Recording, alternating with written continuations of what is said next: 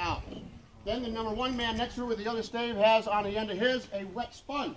He's going to dip that in a bucket of water. He's going to ram that down the barrel, cools the barrel. It also puts out any live embers that might be in there. You don't want live embers sitting in the barrel when you shove the next bag of powder in. That would be bad. So he's going to mop out the barrel. He's then going to spin that staff around and give the barrel a tap with the ramrod end. It's hard to hear down here, but those barrels, they really ring like a bell. You go bing, bing on the barrel. That's a signal to the rest of the gun crew. The barrel has now been cleaned, swabbed out. She's ready to load. Number 5 man is getting ready to make his run. He's your long distance runner on the crew. He's just been told what kind of shell to put into the weapon, what type of ammunition. I'll tell you about those in a bit. And on order, he's going to make that run up to the gun, open up that pouch, show it to the gunner. The gunner's going to look inside and make sure that what he ordered is what has actually been brought forward to the gun.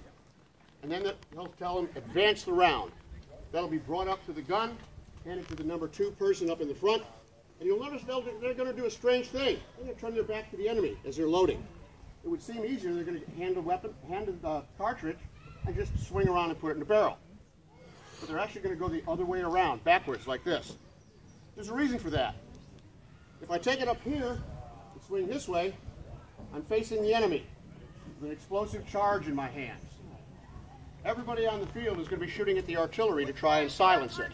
If I face the enemy, there's a chance they might hit that cartridge and blow it up. I can replace one gunner, but I can't replace the whole piece if that round is blown up. So that number 2 person is protecting that round with his own body. DJ, sir, go live. Going live. All right, we're going to get a good one right off the bat. Now, number 5 man is coming up.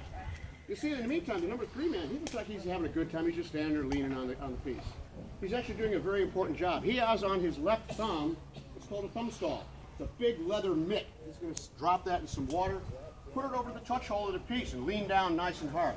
He's keeping any air from entering that barrel. You don't want air getting in there, because that barrel, after 1 or 2 shots, is going to be really, really hot. It's going to be like standing next to an oven. So you don't want any air getting down there, so that when you reintroduce the next charge, there's a chance of it blowing up. So keep all the air out, then put the charge in, then take it from there. So now you see the gunner is aiming the piece. Number 3 has stepped to the rear. He has to be your weightlifter on the team. He stepped to the rear and he's standing in front of that long spike. It's called a hand spike. He gets to aim the piece. The gunner is up there now. He's looking down the barrel. He's now giving the ready to go. He likes the way it's aimed. Number 3 steps back to his position. I'm good. Now number 3 and number 4 step in. Number 3 is going to pull out of his tool bag. It's called the prick. It looks like a long ice pick. He's going to send that down the touch hole, pierce a hole in the charge, the bag he's holding gunpowder. Number 4 steps in, places a primer down inside the touch hole and attaches the firing lanyard to the primer. You're then going to step away, nod to each other lovingly, and then step outside the wheels so that they don't get crushed when the gun recoils. And all those steps will be repeated in another